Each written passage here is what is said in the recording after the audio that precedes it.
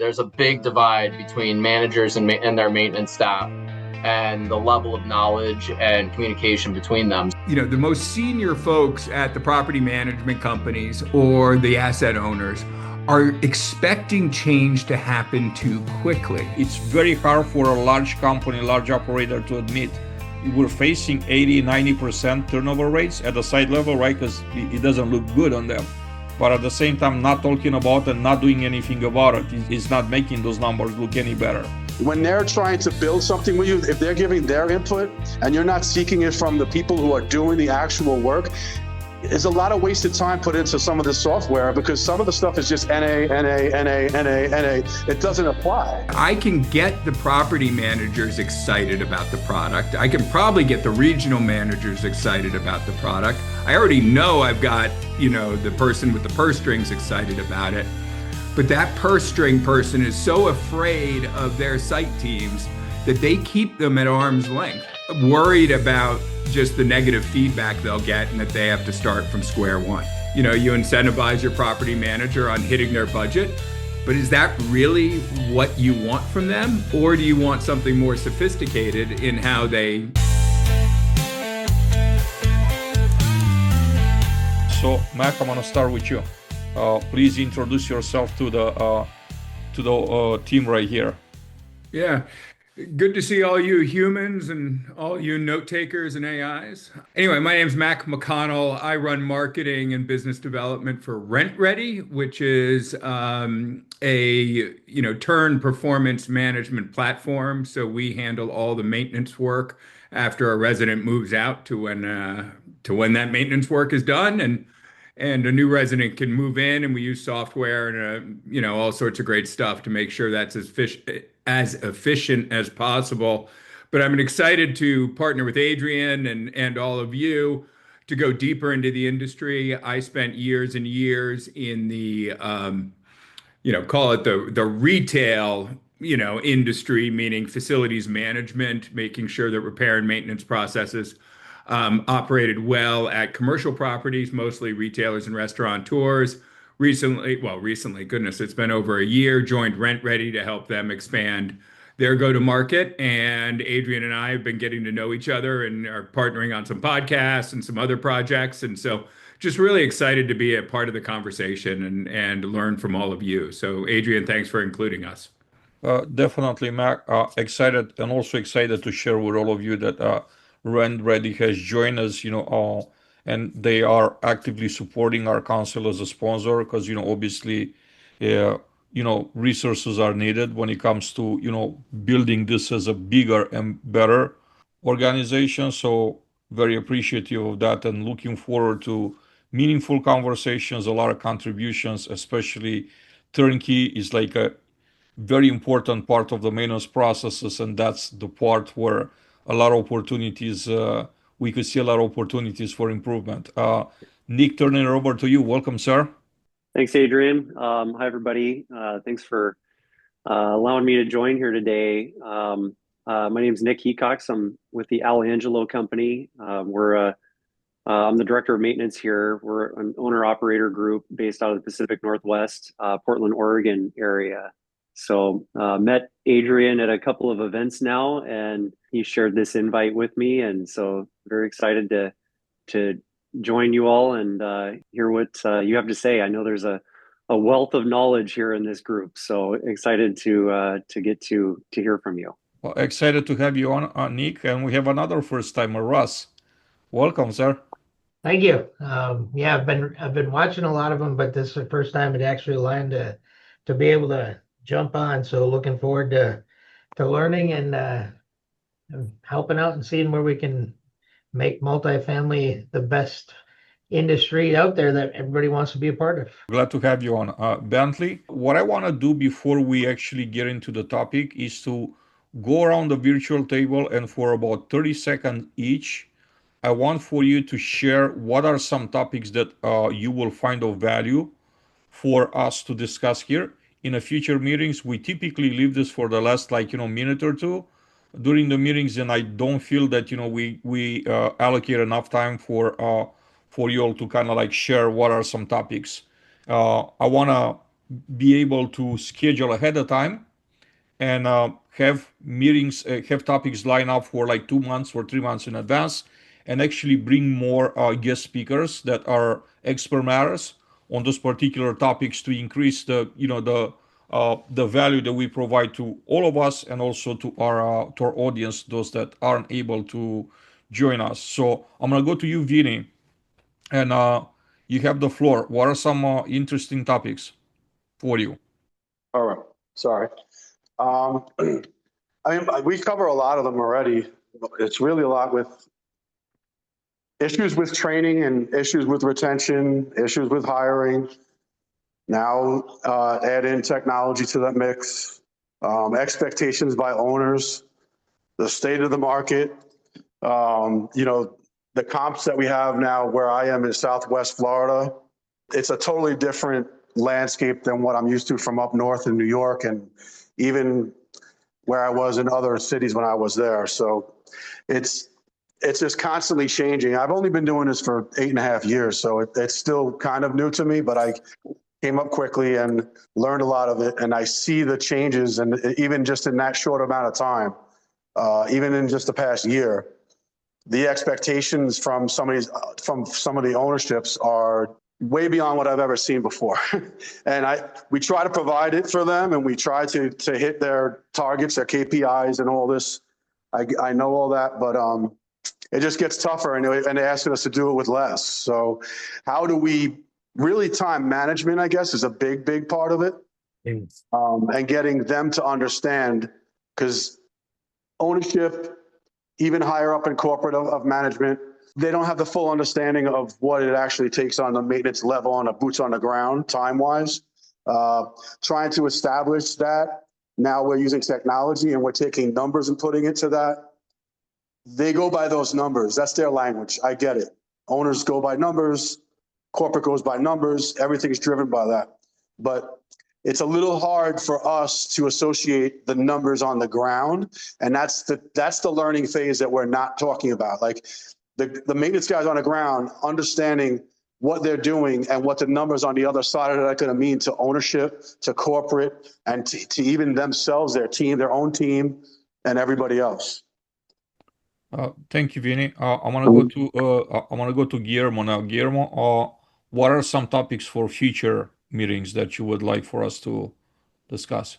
It's kind of falls about what Vince was talking about. I'm hearing a lot about the business of property management and profit. What would change in your life if maintenance became a profit center versus a cost center? And how would that make your life better? How would it make your life worse? How would it change? Here's where this is coming from. We've had a lot of conversations about raising the profile of maintenance. We've had a lot of conversations about getting accountability for maintenance. We've had a lot of conversations about what Vince has just talked about, people, and then the financial, kind of like what this means to the business from a financial perspective. Had some conversations in the last couple of weeks on the maintenance being a profit center. So I'd love to have a deeper dive on what that means. And Adrian, that was to you. I was saying I'd love this to be the next poll question. I was kind of leaning into that when I was asking about maintenance coordinators. What would that mean to everything that we know in terms of your life if maintenance were to be a profit center versus a cost center? And because that's my question. And what would it mean to your lives? How would things be different? How would things be different? And I know there's some people in the call that know this life very well and what it would mean. And I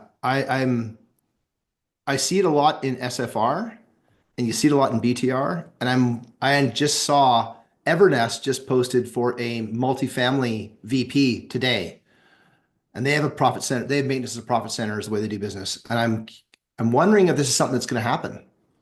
Anyways, a lot of wonders there, a lot of what ifs. But I'm curious, first and foremost, how would it change your life if maintenance was a revenue center instead of a cost center? And then secondly, do you think it's going to happen? Is this what's going to happen? Lots to talk about out there, and great topic for sure. Tyus, welcome, sir. Would you like to share some topics of interest to you for future meetings? Oh, topics of interest, future meetings. I mean, I did like the what he was saying there on making maintenance a revenue center. or at least a profit center. Like I'm curious on that one. I still am in the, expectations versus reality of what maintenance has to see and deal with. I don't know. I have I get to have a different outlook on things now because I finally met our owner. It's a single sole owner, which is different than having to deal with like a board.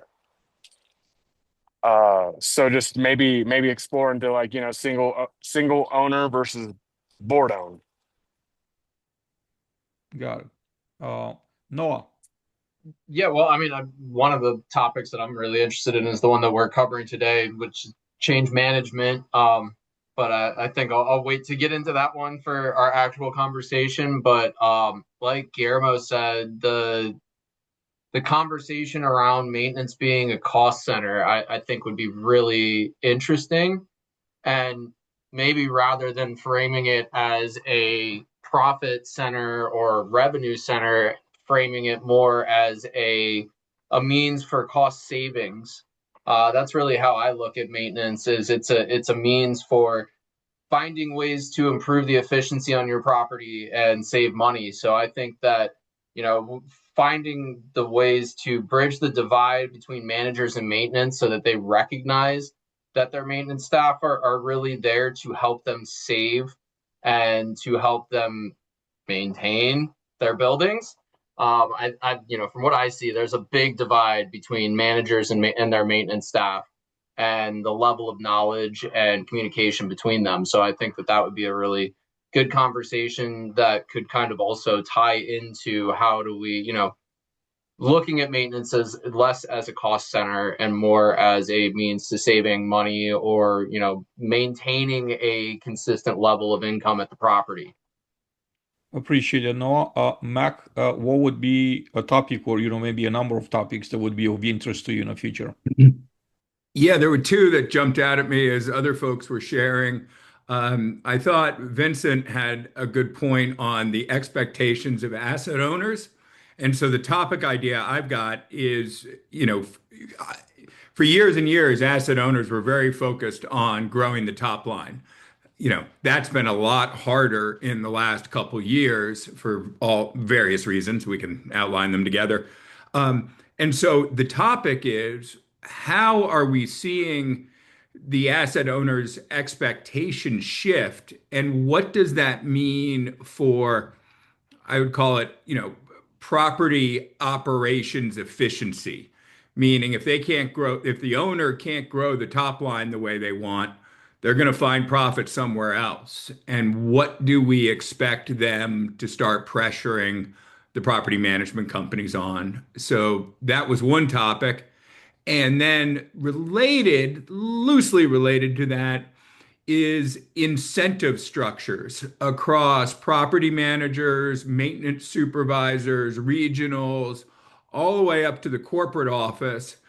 And for those of us, both on the vendor side, but also on the the corporate side, like, are those incentives properly aligned, or is there a better way to do it in the market? And I'll, give the classic case, which is, you incentivize your property manager on hitting their budget. But is that really what you want from them? Or do you want something more sophisticated in how they manage that property? So those were my two ideas. Very interesting, great topics. Thank you. Russ. I think one for me is, and I'm pretty new to this, I've been the VP of maintenance now for 2 years for a real estate investment trust. Our trust owns our property management and maintenance. It's a little weird because we're a break even. We don't want to make money. We don't want to lose money. But one of the things that I see is the connection between the site operation side and the maintenance side. How do you build that relationship to where it's not us against them? It's like the property managers call the techs when support's needed. They realize the impact of taking them away from one job to the other. Just more of how do you, like, I want to know, because I have not been successful at that part. 2 years, I've been able to make a lot of progress, but that is one area where it just seems like no matter what we do, there's that resistance between the two. But the reality is, without them working together, we'll never be successful for our investors. So that's one area. And then the staffing and training, which we've, spent a lot of time on, is always something I think we can continually discuss because there's so many great programs out there. And I've learned a lot over the 2 years trying to create a training program for us of what doesn't work. We've failed multiple times and we keep trying something different. So I'd say those are my two areas. Much appreciated. Definitely, those are evergreen topics for sure. Nick, what are your favorite topics? Kind of tying into what Mac was saying there, when you were referring to the incentive structure. One of the things that I would love to talk a bit about would be diving into benchmarking and looking at performance goals, kind of like anything, all things maintenance. So like diving really into, the core things that maintenance does, like our tasks or work orders, our make readies, our preventative side, like everything that we do, really looking at like how do we benchmark that for any asset type, and then essentially how do you measure it to start to improve it. So just trying to become more efficient, and then compare your assets and just see how do they perform against each other. So I'd love to talk more about that sometime. I've looked at doing it, but I don't quite. There's some areas I don't know that I'm doing it well. So Yeah, definitely excellent topics. Thank you, Nick. And Craig, I know you came in a little late, a few minutes late. So we're going around the room and taking like suggestions for future meetings topics before we get into the topic for today. So the floor is yours. I think I'll echo back Noah Russ. Just and I can't remember who was it, Vincent maybe, on building teams, like nurturing teams from the ground up. So how do you take, if your training is developed in a way and your goal is to move a person from a groundskeeper to a regional maintenance manager, how do you build that environment? Can't think of the right word. Anyway, how do you build that environment in your property management team, whether that's, it includes office, but it includes higher level as well, to create an environment where people are nurtured and grown into the next position and grown to be the next thing. I love to talk about technology integration into what we do. How do we catch up? How do we convince owners that spending the money on some of these things is worthwhile?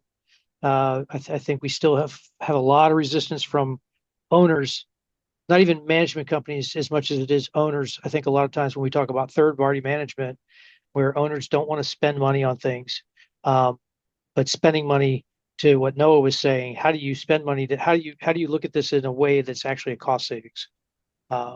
Would be interesting. Yeah, I said this I think 1 or 2 meetings ago. I said that I want to make our conversations, whatever the topic is, to include technology in it, because at the end of the day, like almost everything that we do nowadays can, should, or could be supported by technology. And I think by leaving technology out will be a disservice for all of us. I want technology is the future. AI changes the world. I'm a strong believer in that. And some topics, some parts of the job, this might not apply so well or not yet. But in some, this could technology could replace certain repetitive tasks, and it could improve our lives in ways that we never imagined in the past. So I think it's important that we make that a part of the conversation. I want to go to Bentley now. He has some really really good topics, subtopics when it comes to change management, and I know he only has like 9 minutes left. So I want to give you the floor for the next 9 minutes to share your experiences and what you share with me via email, because I think it's extremely important, and it's one of the best pieces of feedback that I received on this particular topic of change management. So the floor is yours, sir. Thanks, Adrian. A lot of great concepts. I'm interested in everything that came up. So if you need a guest vote for all of those, you got it for all of those. They all sound great. Uh, so looking at change management, one of the kind of founders of the change management movement from an academic standpoint is a gentleman named John Kotter, right? So he wrote an 8 steps change model way back in the 90s. And you'd think, oh my goodness, how is that relevant today? But he's boiled down the kind of the core elements of change down to 8 steps, right? And I don't think any of this is going to be a surprise individually to anyone, but maybe to the depth of execution required to make them actually really stick might be not necessarily a surprise, but a challenge for all of us to actually implement in the real world. That's why we see 7 out of 10 change initiatives fail, right, as opposed to be successful. And it's not usually the technology, right? It's usually how it was implemented. It's usually the person, right, involved, the people involved. But just at a really high level, and I'll share some content in the chat here. But the 8-step change model includes creating that proper sense of urgency up front, right? It's like everyone has to really want to change. There has to be a burning desire to change. People move faster away from pain than they do towards pleasure, right? So it's something to think about as well. It's like they have to really want to move away from something that's causing them pain. Otherwise, they'll probably fall back into their old habits. Getting a really good team, good coalition of people with enough influence in the organization to make that change, because it's going to take a long period of time, and it's going to take we have to overcome a lot of resistance. And then having a really crisp, clear vision, not just on the what and the where, but on the why, right? Where are we going? What does that look like in the real world? What do we need from everyone? And why are we doing this? And having that communicated like ad nauseum is really important, because you think you say something and they hear it, but really you probably have to say it 5 or 6 times before it really properly sinks in. Just with all the different noise that everyone has faced, in day to day. And then removing barriers. You have to make it easy to make the change, right? And that's much easier said than done, right? It's very complicated to foresee all of the barriers, right? You probably won't ever be able to foresee all of them, but even that you can, and you can make that change easier, right? Make a term from horseback training, right? You make the right things easy and the right things hard, right? It's kind of that process. Make the path of least resistance the path that you want the change to go. And then generating short-term wins. Change takes a long time. More on that in the 8th step. But celebrate the milestones that you hit, right? If you hit a milestone, plan on celebrating it when you see it. Plan on celebrating those moments out in the field when you see someone doing something in the new way, or at least maybe even trying to do something in the new way. That really helps build the momentum. It helps keep the energy up, because change takes a long time, right? So the last step is about instituting change, right? Turning that change into, this is how we do things here. It's not measured in months, it's measured in years. And sometimes 5, 6, 7 years for a large enough organization if the change is big enough. And most of us, myself definitely included, you think, oh, I can do this change over a few weeks. Maybe it'll take 3 months to adopt. But really, before it becomes part of the DNA of the company, did everyone hear the 8th step, right? The instituting change, turning into the DNA of the company, and how long that actually takes in the real world?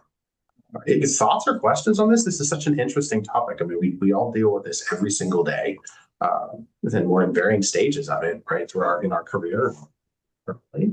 I wonder if you could actually share some specific things that you have done throughout your career, like specific little stories, right? That really, really help when it comes to getting your teams to embrace the change management. So I think I'll share one, but I'd love to hear from the group. The building the coalition. So something that we do here today, this practice was in place before I started, but I love it, is we create a change coalition for every change that we do. And it includes an executive sponsor, but it also includes people from the field who will actually be most impacted by this. And getting that level of input really helps with the support later, right? They become the champions when they go talk to their peers, like, oh no, this is how we do it. It also helps when all the questions don't have to come to you as the leader of the change initiative, where there's other people who can help kind of answer some of those questions. So how do you identify the people that are part of that group? Yeah, we often ask for volunteers. Explain what the initiative is and say who wants to help. Sometimes kind of in advance, right? But sometimes you don't. when it comes to proving value to ownership, Bentley, how would you approach this situation? Let's say that you have an initiative about change management, and then you had to sell it to the ownership. Uh, what are some things that work for you in the past? Yeah, I think it really starts with that people move faster away from pain than they do towards pleasure. Right. So when you're starting with a real true problem and you highlight the impact of what happens if we don't do anything different. If we stay the same, this is our problem today, it's terrible. Oh my goodness, we'll pour air out. If we don't do anything different, that's not going to get any better. Right. Maybe it gets worse. And then proposing the solution and explaining why that will be impactful, I think has been a successful process I've used. I would pick that up from a communications professor years and years ago, Mike Leary. He's a great coach. Great tip. When it comes to company-wide rollouts, what has worked for you in the past? As far as approach, like technical approach, steps to follow. How do you implement a company-wide, especially with a larger group? So I think the word works. We could say things work maybe with rose-colored glasses on sometimes, but I think it really depends on the situation. So I've done both kind of like the mass adoption rollout and the phased implementation. I prefer a phased approach where you pilot and test something with a small group, and then maybe you expand that, and then you do it further. That's the most time intensive though, and rarely do you have the luxury of spending that much time on the same project. But you tend to get much better adoption because you run into more problems, you overcome the challenges, you kind of tweak things as you go, so your product gets better and better as you go forward. But that's really hard to sell to executive leadership to say, oh, well, this project, which we could do in 3 months, we're going to take 12 months to roll it out. Very much appreciated. Great insights. I know that you had to run, so thank you for making time to be at least for the first part of our conversation here. I think we're going to revisit this topic. Maybe one time I coordinate with you so you could be part of the entire conversation. Very much appreciate the input and everything you said here, you share with us. Adrian, thanks for the conversation. They're always insightful and enjoyable. Thanks everyone for chatting. I'll talk to you soon. Take care. Bye-bye. I want to go now and turn tables a little bit and talk a little bit more about rollouts, technology rollout, any type of new SOP rollout. And the great news is that, we have now operators here. Most of us are operators in the room, but we also have on the other side, people which their technology we are to implement, right? So I want to hear, and this was, part of the concept of why we open it up to supplier partners, to partners of ours in the industry, because if we're just building this around exclusively around operators, we're building echo chambers, right? We talk about ourselves, but we're missing a super important piece, which is the other side of the aisle, right? Because I want to get that type of perspective too. So, Mac, I'm going to start with you. And I want to ask you, as far as new rollouts, when you roll out, your new technology, your processes, what have you seen to be successful on a management side of things? Yeah, thanks for calling on me. This is a topic that's near and dear to my heart. So as everybody can probably guess, rolling out a turn solution, call it a service, call it a platform, call it a software, requires a lot of change management. And there are two things about the multifamily industry that I've learned very quickly compared to where I used to be in sort of the retail and restaurant world, mostly working with large chains, is the multifamily industry, the power is all distributed. We've got multiple levels from corporate to regional to site, and they're scattered all over the country, depending on the size of the property management company. And so one of the fascinating challenges that we've run into as we roll out our solution at a regional or possibly a complete portfolio level is that the buyer, who's usually sitting in the corporate office, sees all the value, is in touch with the owners, all that good stuff, and is ready to go. And then the challenge is, how do we not just sort of rally the troops, but even disseminate information from, the vendor, me, corporate, my buyer, down to the users. And that has been one of the things that as I'm learning the multifamily industry, I don't think we talk enough about, which is we've got a distributed situation. We're trying to affect change, but where does the power really lie?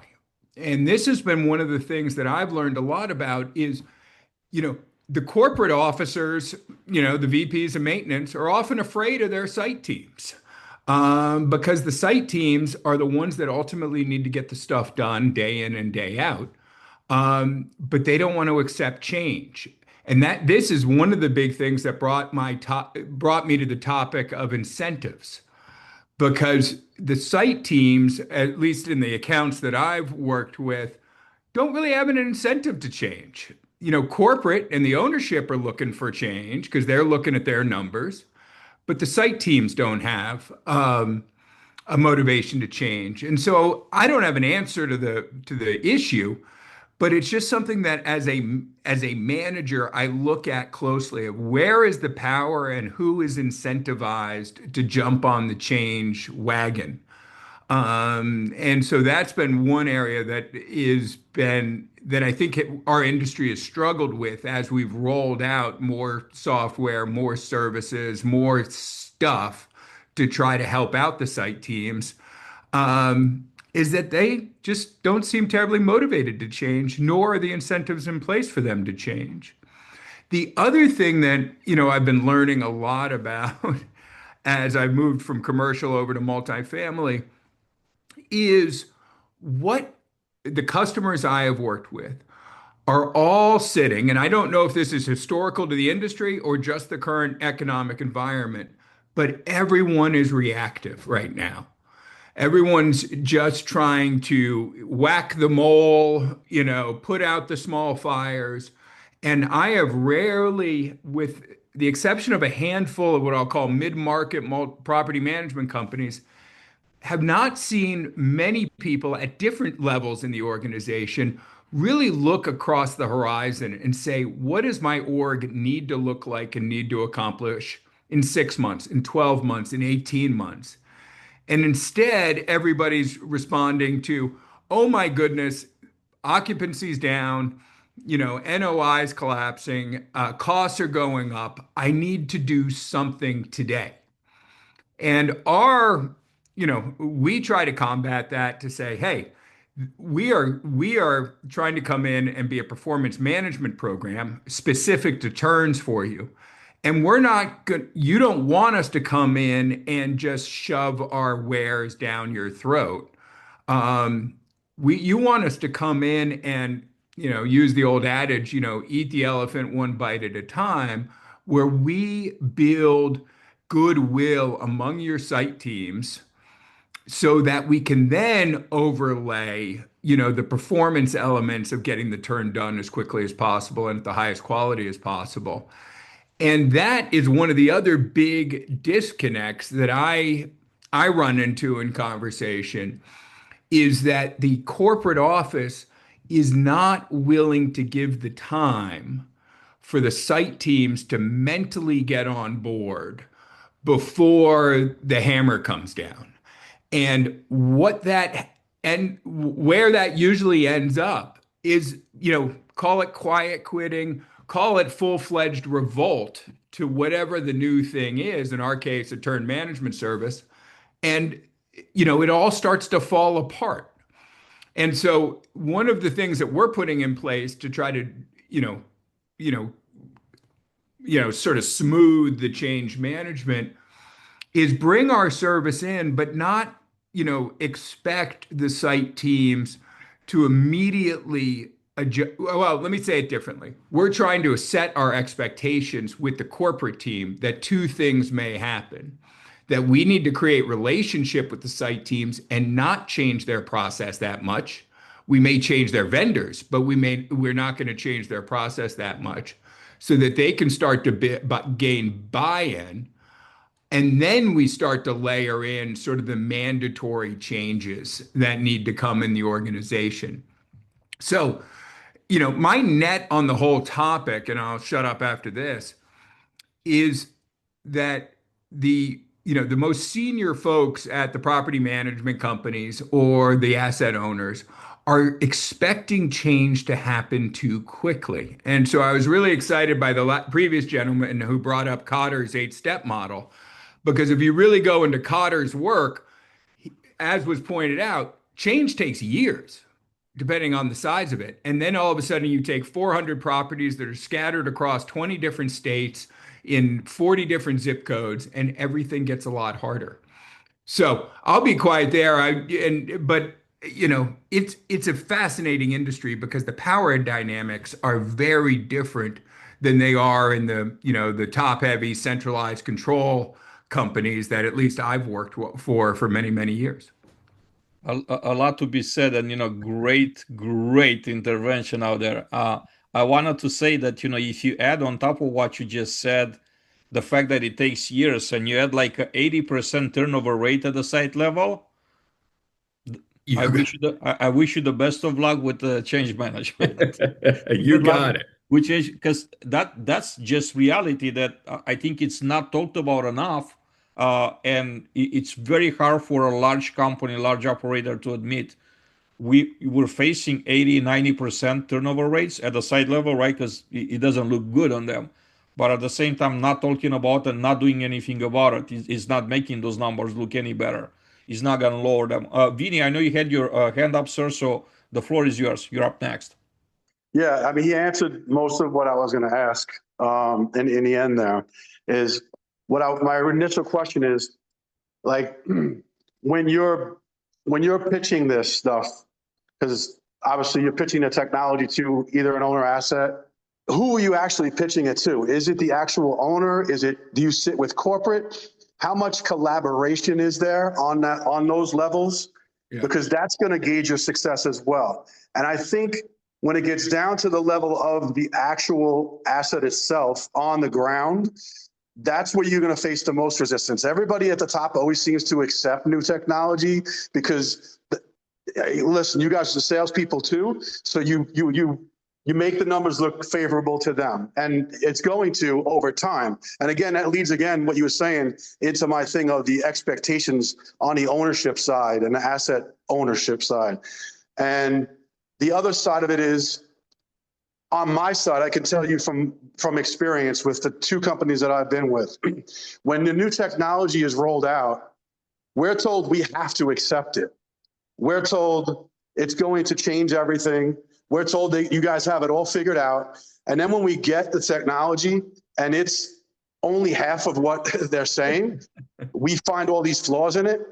And then we go up and say, look, this doesn't work with this, and this doesn't integrate with that, or it's not syncing, whatever it is, whatever the problem is, we're told to just be quiet about it. I'm being honest with you. And that for me is a big problem, because then we resent the technology. And we're not accepting it. We're not involved in these collaborations where we're the ones having to use it directly. On a corporate level, they hand it down to us. I don't know how much training they have on it, because whenever I went to somebody up above, they're like, I don't know. They just rolled this out and, we'll figure it out. Like, there's not really on the site level itself. It's hard to accept something when you're being forced to accept it, number one.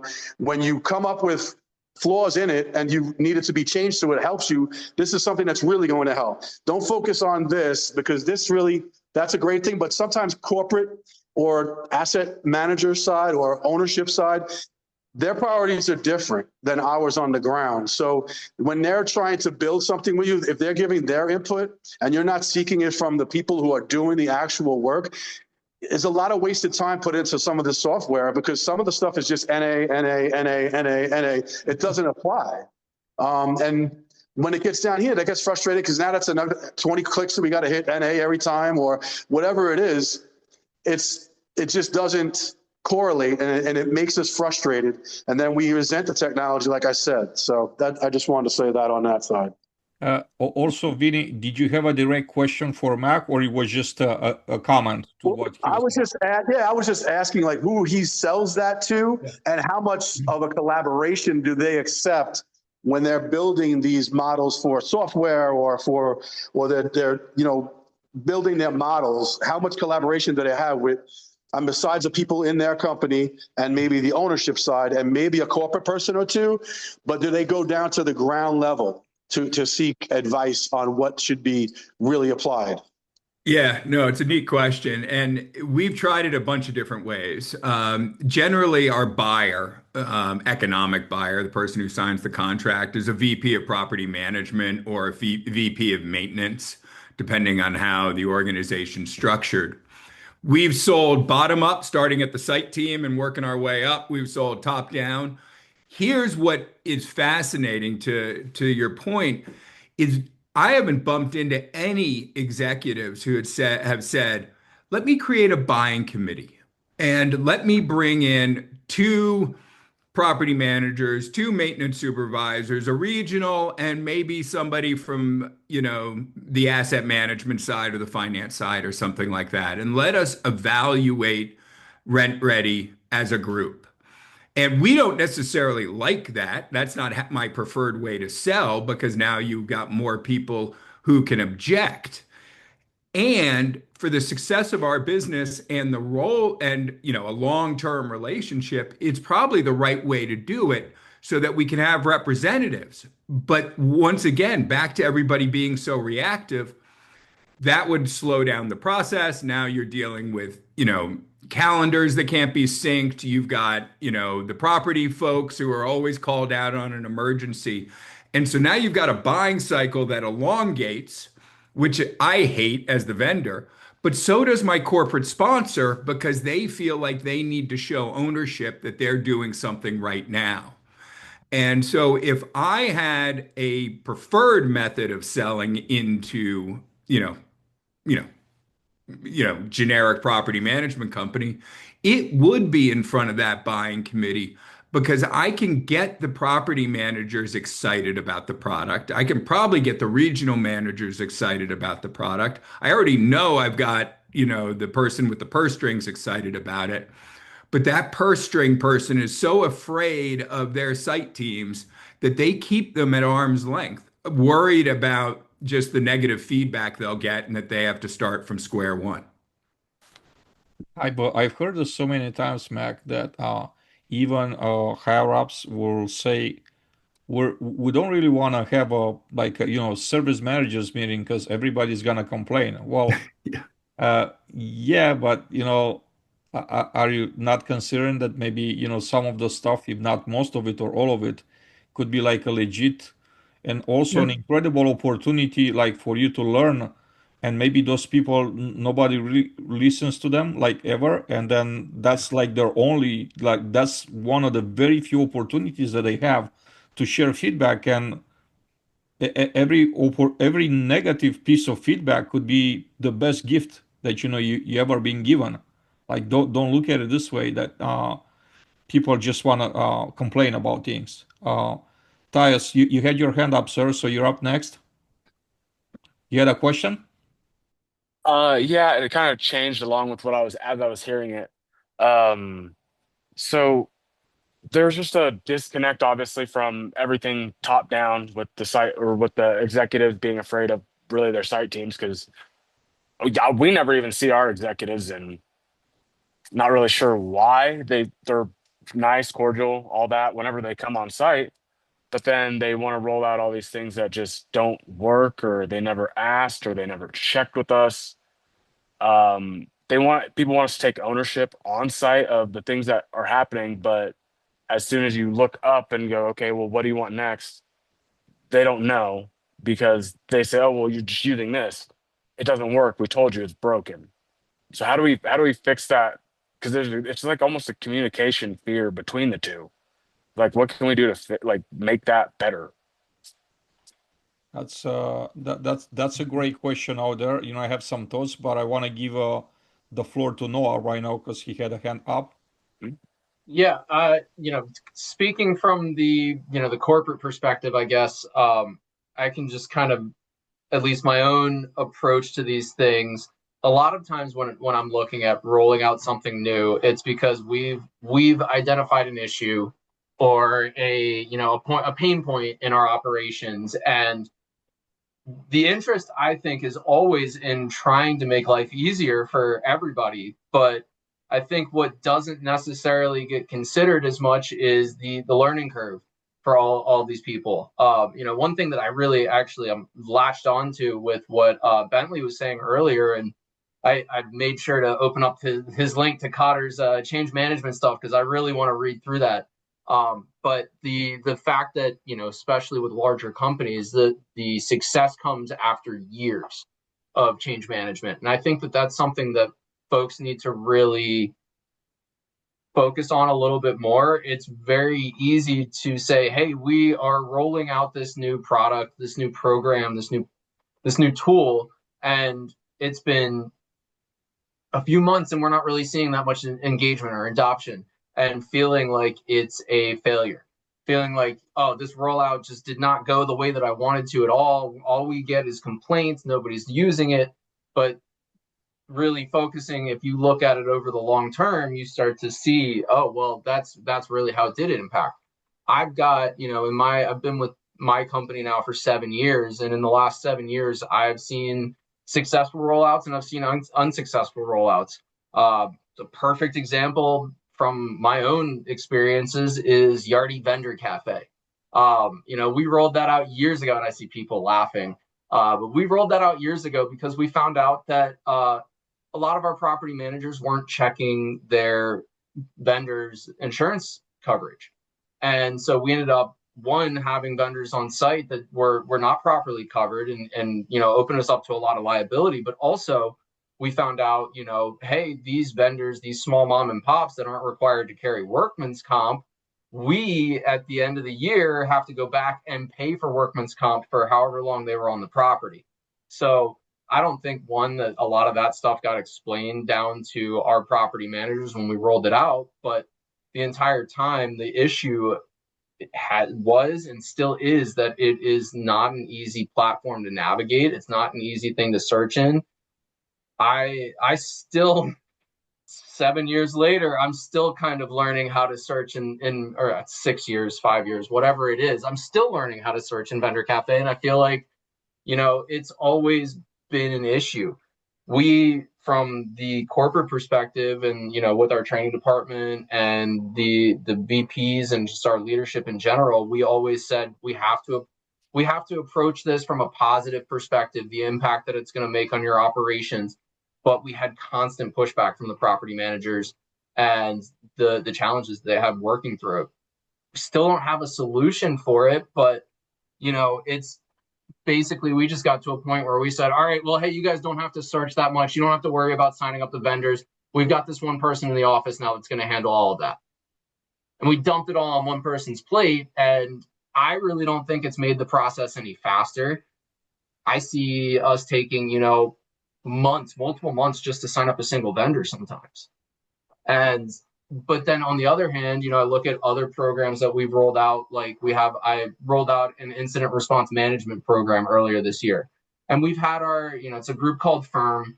Personally, I think it's been great because it gives me a lot more oversight on what's going on these properties when we have water losses and fires and mold that needs to be handled. But I see it as a much more successful rollout because we phased it out by our VP regions and made sure that we were very, very proactive in the communication of, here's what the program is, here's what we do, here's who you call and who you talk to, and everything that you should expect. We've had some growing pains. We're about 6-7 months in at this point, and for the most part, we're seeing, I do feel like we're seeing gradually more and more adoption. I still have my holdouts. I still got people that are insisting on using Stanley Steamer instead of, the vendors that we have pre-negotiated pricing with now. But as we continue to see the success of this program, and we continue to see, I think really what the VPs and the regionals are seeing is the such a higher level of communication and documentation that we're getting that push from we're getting that buy-in from the top down, from the VPs, from the regionals, and that push to their managers saying, no, this program really will help you out. And that's really what I see is the biggest success in this rollout is that we got the buy-in. We were able to say and show the proof is in the pudding that you can save money through this. You can make your turnaround time a lot faster. We went from, I want to say probably, 2 to 3 weeks on an average restoration call to, I think we're down to less than 10 days now, at least from the initial response to being ready for build back, which is a huge improvement on our part. And we're seeing, I think the ROI over the span of about 4 or 5 months was over $30,000. So, and that's collective across 400 something properties, but that's still a big impact. And it's money that's back in these properties' pockets that they can now use for better things to be, hopefully, from my perspective, hopefully more proactive and even prevent having to make those calls even more. So I think really the most successful part or the most important part of these rollouts is, like we've been saying, the buy-in from the property managers, but also making sure that you're getting that consistent communication and that push from your VPs and your regionals to say, this is worthwhile. Here's why we want to do it. And here's how it's going to make your life that much easier. When you just say, hey, we're doing this, you don't have an option. I've tried that in the past. In the back of my mind, I say all the time, it's 2025, guys. Get with the program. If you're not willing to learn the technology, then I don't need you. But at the same time, I don't really think that that's necessarily the message that we want to send. It's, we want you to grow with us. We want you to continue to improve and help the property improve. And that means that we can pay you more money, that we don't have to use contractors as frequently. And, ultimately the idea is to improve the operations and make life easier for everybody involved. So it's something, the change management is something that's really big in my mind. And it's been really interesting to hear what other people have been experiencing, what they're seeing work and what's not working, and being able to just at least talk about what I've seen work has, really, I get passionate about these things. So sorry if I rambled a bit. No. I've been paying attention to everything, and I have some thoughts. I'm gonna save them to be kind of like the closing for today. However, I would like for in this order, Guillermo, Russ, and Nick to be with us and share their thoughts on change management and like rollouts. Obviously, Guillermo's take is gonna be very important because he's on the other side of things, right? On a supplier partner, right? So he's the one that we work with, or we put a blame on when things don't work. Yeah. I mean, I think that's probably like the first one. He's kind of the scapegoat for us. I think and then totally. Guillermo, you're up, sir. And then we're gonna go to Russ and Nick and wrap it up. I think what was interesting about like what Mac was saying about the buying committee. So I think that like if I'm presenting an idea, so there's kind of like what's the most optimal situation? Optimally, maintenance and corporate has already decided this is a problem. And you guys are already working together to say, we can't tolerate the current state any longer. And we agree to maintenance and ops and corporate, right? On-site and ops and corporate, that this is something that needs to be solved. Because like it's difficult when we have to convince you that the problem needs to be solving. We don't really do very well when we have to do that. So my ask would be like, how often do you find yourself bringing up problems to corporate saying, hey, we have this turn problem, we have this triage problem, we have this inspection problem. It's too slow, it's too fast, it's too slow, it's too quality is suspect, and it's too expensive. Can we agree on that? Right? Because I think that, and going back to everything we've talked about today, if you don't have agreement on the problem that needs to be solved, then we as vendors are influencing you on what your priorities might be. And that creates conflict because we're going to go talk to corporate because they've got more budget than maintenance typically. And we're going to go and talk to them to figure out because they can buy, right? And so that's kind of like my question would be is like, do you ever find yourselves in situations where you can talk to corporate and say, hey, inspections are a real problem for us. We're dropping the ball everywhere, or we do paper make readies. Like I see it all the time, right? So like that would be kind of the question that I've got is that how often do you put your hand up and be involved in the problem solving. The other question I had is that the 80% turnover, it's an interesting thing because it feels like it's kind of the truism. That can also be an opportunity with respect to those change management piece because there's very few people on site that have a long standing way in how it was already done. Like if you have 80% turnover, you have constant change at your site already. So maybe a new idea isn't actually all that painful to absorb. It just feels that way to begin with. And the third one, to Mac's point, in terms of power decentralization, it's also very diffused, meaning that different, even if it's like whoever, Graystar, right? They don't run every single property the exact same way. Like owners have more influence in some cases and in not any cases at all. So trying to figure out where the buck stops as a vendor is really complicated because we're kind of like trying to figure out who has a voice, who has a problem, who's fed up with the alternatives today and they got to make a change. So that would be my question to you is that I would rather deal with somebody where there's agreement already the problem needs to be solved instead of everyone complaining that the problem can't be solved. Great points out there. Russ? So my take's a little different on this because I actually was a consultant for change management for 4 years before I started into this job. So we use ProSci and AdCar. You let us fight here the entire hour. But I mean, it's what you guys are saying is exactly what we tell everyone. I told every one of my clients. The reality is you have to have buy-in.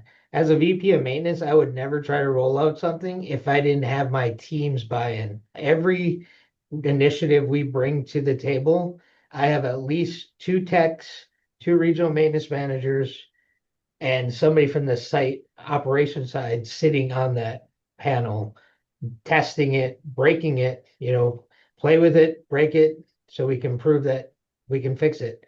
And it really is, I don't know. I mean, for me, I would never say corporate should make a decision and then force it down because if you don't have the understanding and the awareness and the desire, you're never going to be successful at the change. So it starts with the people using it and then works up. So that's my quick 2 cents on that one. Much appreciated. Nick, you're up next. And Steve, if you want to go after Nick, because I see that you just turned the camera back on. If you want to come in right after Nick, then the floor is yours. Yeah, 100% agree with Russ there. So of all the things that I've ever implemented out there with our teams, it's always like the approach I've always used is generally I'll just go and start talking about what the problem is. And like most of the time I'll just bring the problem and I'll just start talking about the problem. And I'll start asking questions. I'll start asking like, has anyone else noticed this issue? Is anyone else experiencing this problem? And as more and more people start to go, oh yeah, I've noticed this, or oh yeah, this bothers me too.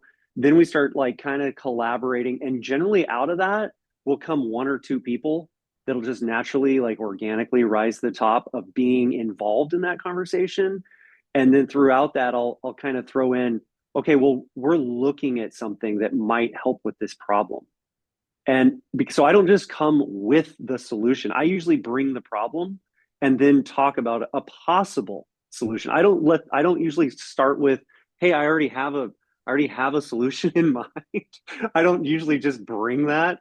And then whoever it was that was involved, I usually will just like, I'll ask for volunteers, but usually it's those people organically or that I'm going to go, well, help me, like please be involved with this.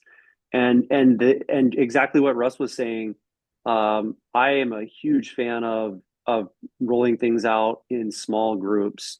I'm doing something this week actually, and it's going to be just 3 sites. And depending on how that goes, it'll probably follow with another 3 sites. And so I think that communication, like all along the way, you're going to learn what doesn't work, what does work. And then all those people that helped you along the way, in a way, they become your little ambassadors out there. They will start to share with the others. It's almost like they're building, people will kind of talk about, oh, you're using that new thing. And as long as it's not in a way that you're forcing it on people, it almost generates a bit of curiosity. And if you're driving it in a way of positivity, you'll kind of find where people want to get on board with the new thing. And so it just kind of, you just have to harness that in a way that you keep it positive. And it really can be done. It can be done right. It just can't be driven with, you know, with the stick. Like there have to be some carrots involved. You have to keep it very positive and uplifting along the way. A lot of recognition for those people that helped you along the way too. So just my 2 cents. Yeah, excellent take, Nick. And thanks for sharing, Steve. Yeah, great comments, Nick. I mean, I think that a sign of great leadership is asking really good questions, and to lead in with that is been super successful for me as I've been implementing change with my team. But it was said early on, change takes years, and you got to be patient with that process. Buy-in takes a while. Yeah, really great conversation today. I don't have much more unique stuff to add, but I've been in the truck for most of the call, but got back to my desk, wanted to jump on, say hi. But yeah, really good conversation. Who said that they were experiencing 80% turnover? Who was that? I can't really disclose the company name. It's one of the top management companies in the country. That Man, I feel bad for them. That's you that will is really you will not find that in any kind of like public conversations. It's been got it. yeah, Okay. but it's a very large operator. All right. And Okay. again, I'm sure if I get other conversations of the record, the numbers won't look a lot different. Gentlemen, I think this was one of the most substantial conversations that we had forever. I learned a lot about Russ, him being a consultant for years on this topic. I think we're going to have this topic coming back again after like 2 or 3 other meetings, because as always, 1 hour, it could barely scratch the surface. I wanted to save my take for the last.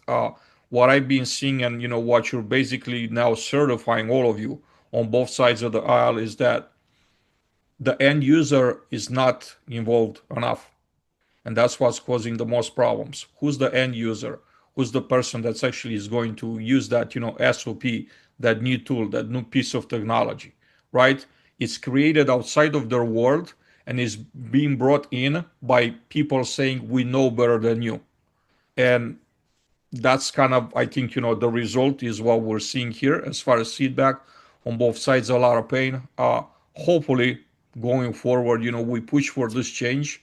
We take it back to, to the sides, to our organizations, and we find ways to involve the end user and with incentives too, because that has been also mentioned. Like, don't expect that, people will like provide feedback, compensate them in some way, whether, there's a bonus, whether there's a gift card, whether it's something of value for them, to them. I think people will be, willing to help out. I really appreciate all of your time. I know that we're about 6-8 minutes over. Thank you so much. I'm gonna look over your suggestions for 2 weeks from now. I'm gonna send ahead of time the topics, and I look forward to hear some feedback and from you on those particular topics. See you all in 2 weeks. Have an amazing afternoon. Thank you.